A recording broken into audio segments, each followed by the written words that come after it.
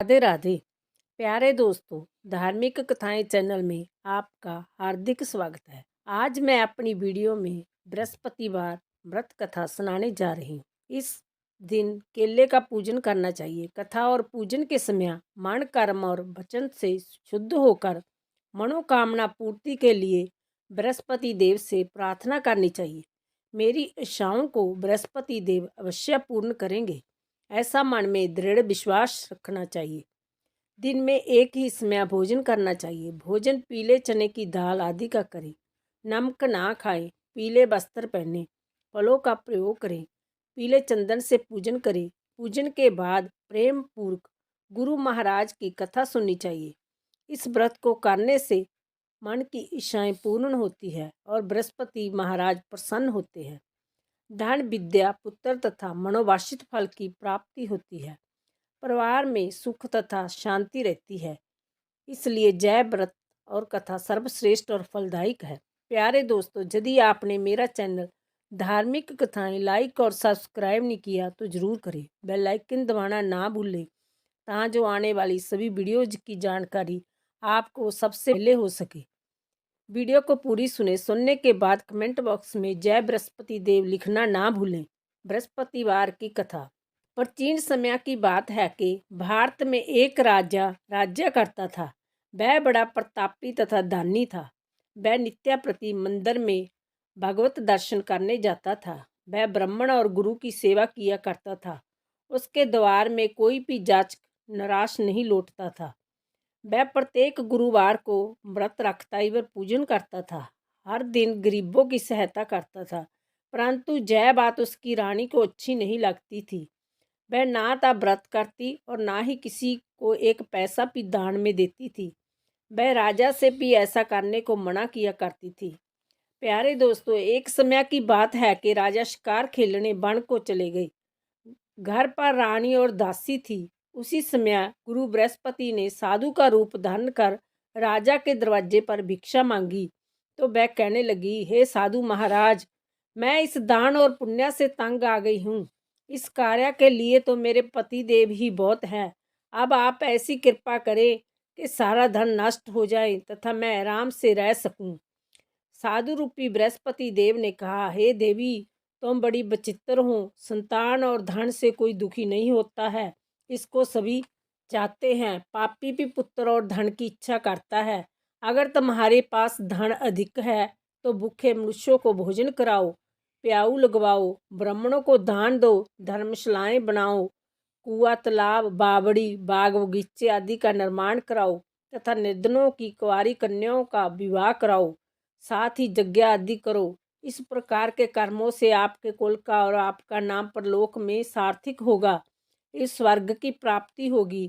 परंतु रानी साधु की इन बातों से खुश नहीं हुई।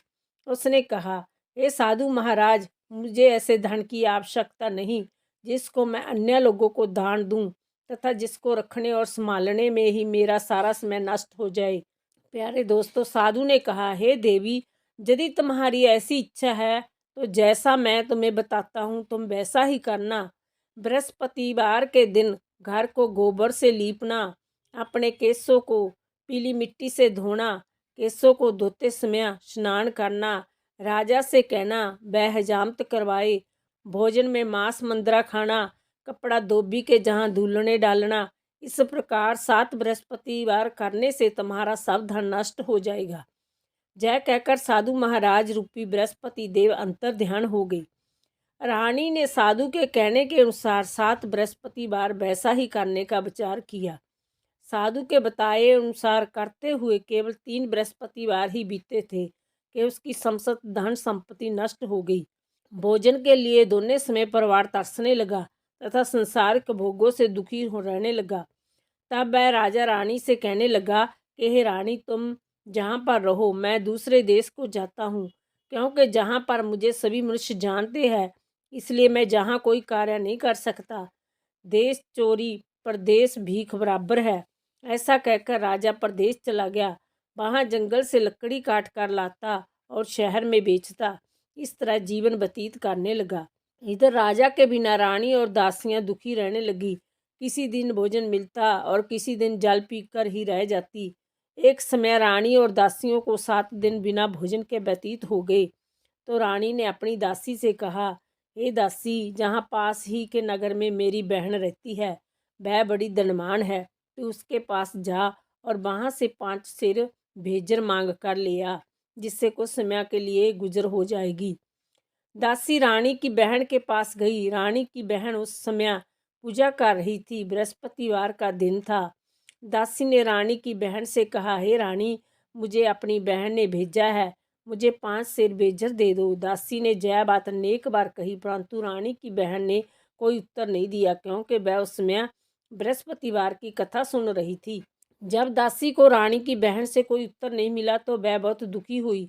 उसे क्रोध भी आया। वह लौटकर रानी से बोली, हे रानी, आपकी बहन बहुत ही धनी स्त्री है, वह छोटे लोगों से बात भी नहीं करती। मैंने उससे कहा तो उसने कोई उत्तर नहीं दिया। मैं वापस चली आई। रानी बोली, हे दासी, इसमें उसका कोई दोष नहीं। जब बुरे दिन आते हैं तब कोई सहारा नहीं देता। अच्छे बुरे का पता विपत्ति में ही लगता है।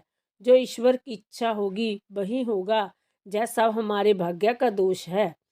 उधर रानी की बहन ने सोचा कि मेरी बहन की दासी आई थी, परंतु मैं उससे नहीं बोली, इससे वह दुखी होगी। कथा सुन और विष्णु भगवान का पूजन समाप्त कर वह अपनी बहन के घर आई और कहने लगी, हे बहन, मैं बृहस्पतिवार का व्रत कर रही थी। तुम्हारी दासी गई, परंतु जब तक कथा होती है तब तक ना उठते हैं और ना बोलते हैं, इसलिए मैं नहीं बोली। कहो दासी क्यों गई थी? रानी बोली, बहन, हमारे घर अनाज नहीं था, वैसे तुमसे कोई बात छिपी नहीं है, इस कारण मैंने दासी को तुम्हारे 5 सेर भेजर लेने के लिए भेजा था। रानी की बहन बोली, बहन देखो, बृहस्पतिवार भगवान सबकी मनोकामना पूर्ण करते हैं। देखो, शायद तुम्हारे घर में अनाज रखा हो। यह दे सुनकर दासी घर के अंदर गई तो वहाँ उसे एक बड़ा भेजर का भरा मिल गया। उसे बड़ी हैरानी हुई, क्योंकि उसने एक एक बर्तन देख लिया था। उसने बाहर आकर रानी को बताया। दासी अपनी रानी से कहने लगी, हे रानी, देखो, वैसे हमको जब तक अन्न नहीं मिलता तो हम रोज ही व्रत करते हैं। अगर उनसे व्रत की विधि और कथा पूछ ली जाए, उसे हम भी करेंगे। दासी के कहने पर रानी ने अपनी बहन से बृहस्पतिवार व्रत के बारे में पूछा। उसकी बहन ने बताया, बृहस्पतिवार के व्रत में चने की दाल और मुनक्का से विष्णु भगवान का केले की जड़ से पूजन करे तथा दीप जलावे, पीला भोजन करे तथा कथा सुने। इस प्रकार करने से गुरु भगवान प्रसन्न होते हैं, अन्न पुत्र धन देते हैं, मनोकामना पूर्ण करते हैं। व्रत और पूजन की विधि बताकर रानी की बहन अपने घर लौट गई। रानी और दासी दोनों ने निश्चय किया कि बृहस्पति देव भगवान का पूजन जरूर करेंगे। 7 रोज बाद जब बृहस्पतिवार आया तो उन्होंने व्रत रखा। गुड़साल में जाकर चना और गुड़ बीन आई तथा उसकी दाल से केले की जड़ तथा विष्णु भगवान का पूजन किया। अब भोजन पीला कहाँ से आए? दोनों बड़ी दुखी हुई, परंतु उन्होंने व्रत किया था, इस कारण बृहस्पति देव भगवान प्रसन्न थे।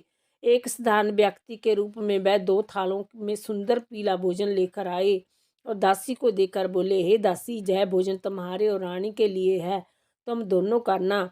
दासी भोजन पाकर बड़ी प्रसन्न हुई और रानी से बोली, रानी जी, भोजन कर लो।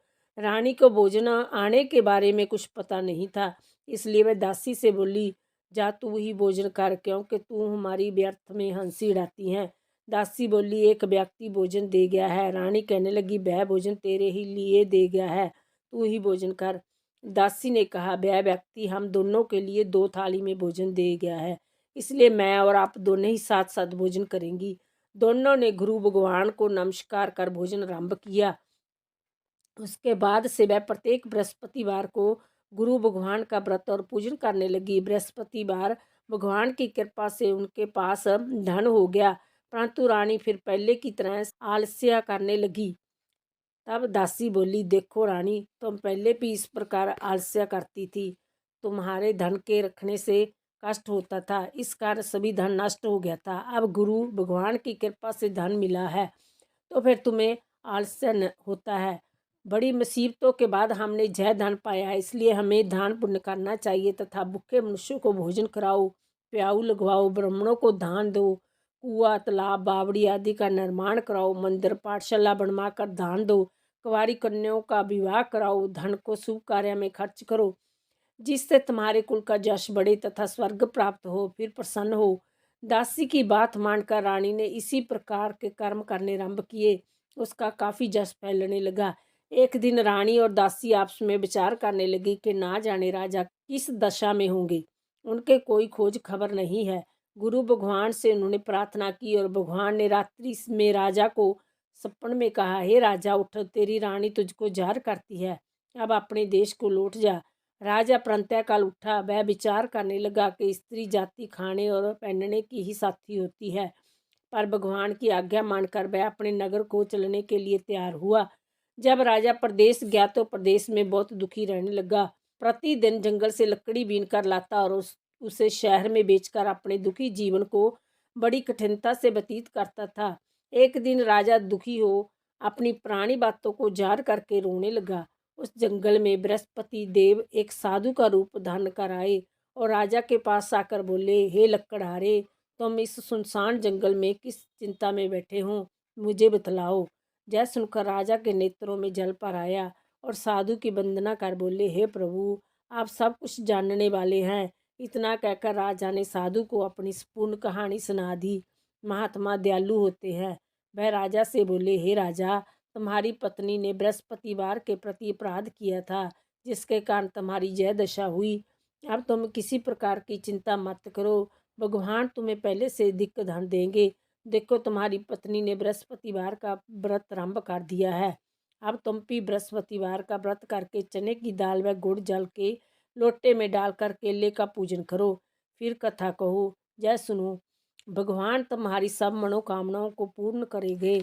साधु को प्रसन्न देखकर राजा बोला, हे प्रभु, लकड़ी बेचकर इतना पैसा भी नहीं बचता जिससे भोजन करने के उपरांत कुछ बचा सकूं।